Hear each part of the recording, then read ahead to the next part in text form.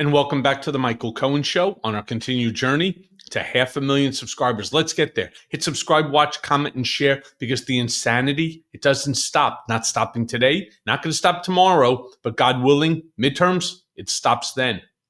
Look, in just 9 months, 9 short months, we've seen more corporations bow to Trump than ever before.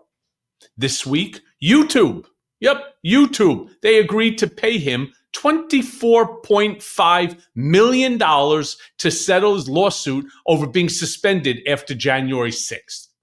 Capitulations like this, they've become routine under his administration, even though he campaigned as the so-called free speech president. Instead, his Attorney General, Pam Bondi, is pushing wild claims about cracking down on hate speech and his FCC chair targeting late-night comedians for telling jokes that Trump doesn't like. Meanwhile, on my Mea Culpa podcast, I spoke with Michael Fanone about how Trump's free speech only applies to his supporters, not to his opponents. Play the clip. Certainly Donald Trump in, advocating for political violence and then going a step further and pardoning those who actually committed acts of violence at his direction and on his behalf, I think sent a clear message to his supporters that, if you commit crimes on my behalf, that I'll absolve you of all criminal culpability. And now we're seeing, the reverse is if you are someone who speaks out against, my administration or even surrogates of my administration, we're gonna come after you for hate speech or and I don't know if that stands, but that's not even the point. First of all, I don't have a whole lot of faith in this Supreme Court, which inevitably I would imagine it would make its way there. But in the meantime, if you're being investigated for hate speech, you've now gone broke like 10 times over trying to make your way through the criminal justice system and all the levels of the appellate courts. The average American cannot afford that. No. And so, I think that really is, that's the rub. That's where, this administration sees that it could be most successful in silencing people, silencing their dissent, is because they're fearful of, being sued into oblivion. Yeah. I have a follow-up. And the follow-up is, and this is something that I just can't wrap my hands around.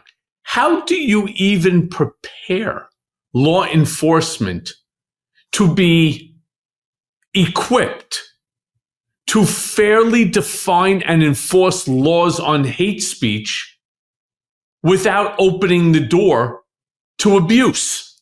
Because as a lawyer, as somebody who was trained in critical thinking, I don't even know, sitting here today, how to define hate speech the way this administration is discussing it.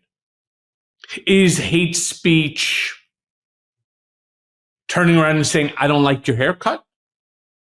Is it turning around and saying something negative, derogatory to a race, religion, a creed, a color, a sexual orientation, a political affiliation?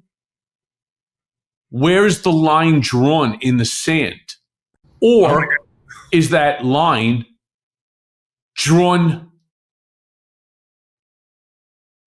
ad hoc by Donald Trump himself and his people?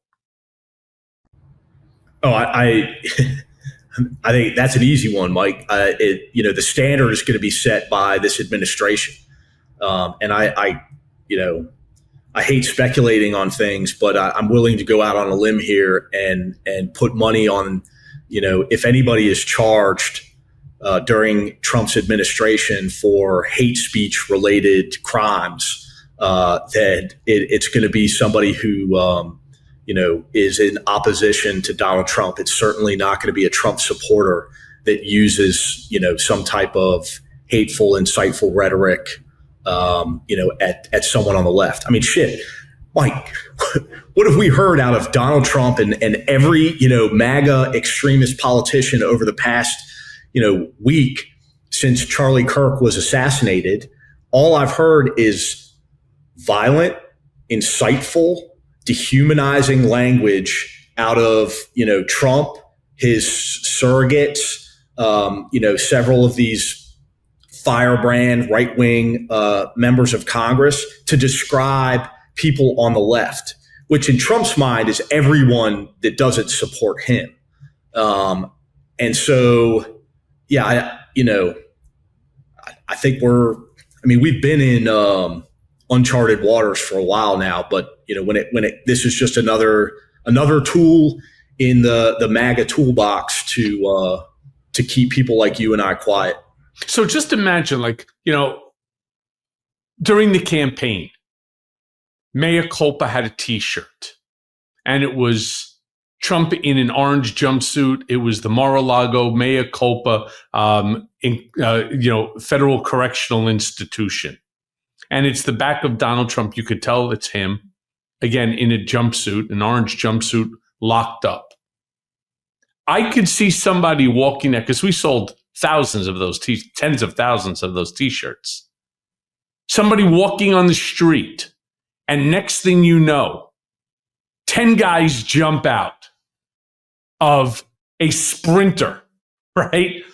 Face covered, helmet, tactical gloves, AR strapped across the chest from their Kevlar vest, and so on. And they jump the person.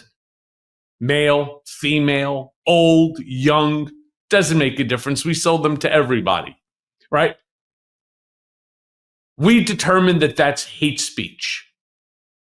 That's the fear that I have, that you could be walking down the street and not even know that what you're wearing, that what you're saying is considered hate speech under this newly undefined law that doesn't exist on the books, but it exists in the MAGA sphere because that's where the administration has put it. That, to me, is a pretty serious danger. Oh yeah, I mean, listen, when you talk about hate speech and trying to criminalize certain types of speech, I always look to the United Kingdom, where they actually have laws on the books that prevent people from using certain type of speech that they've deemed to be, if it's supportive of an organization that they deem to be a bad organization, that can be a form of hate speech. And I get it was well intentioned, I think, when they brought those laws about, but all I have seen is absolute and utter chaos and abuse, in a lot of cases stemming from those laws. That's with the best intentions at heart. Imagine what that would look like. What we're describing now is an administration that has the worst intentions. And like you said, I think that the T-shirt thing is a great example, because even if you don't ever get prosecuted for creating the T-shirt, when the administration, when some agency comes in, seizes your entire inventory, and if you're a screen printing shop, takes all of your equipment away, now you're out of business. You've lost, tens of thousands of dollars, potentially more, and you're broke. And that to me is that's what I think we're going to start seeing before we start seeing actual criminal prosecutions. I think we're just going to see people and then they could say, well, your proceeds are the proceeds of a crime. And we have incredibly loose. I mean, I can speak to this, like our asset forfeiture laws in this country are, pretty ambiguous. And so now you're making T-shirts that are hate speech. You're under a criminal investigation. We're going to seize everything, and we're going to seize all your money because that's suspected proceeds of a crime. And now you can't even defend yourself. Yeah. So right. You're going to have to rely upon, government assisted counsel. Hey, everyone. First of all, thanks for watching. I mean, we're going to be posting daily episodes with reactions and talking about politics. We'll be talking about everything, in fact. So please like and subscribe. Join us on this journey.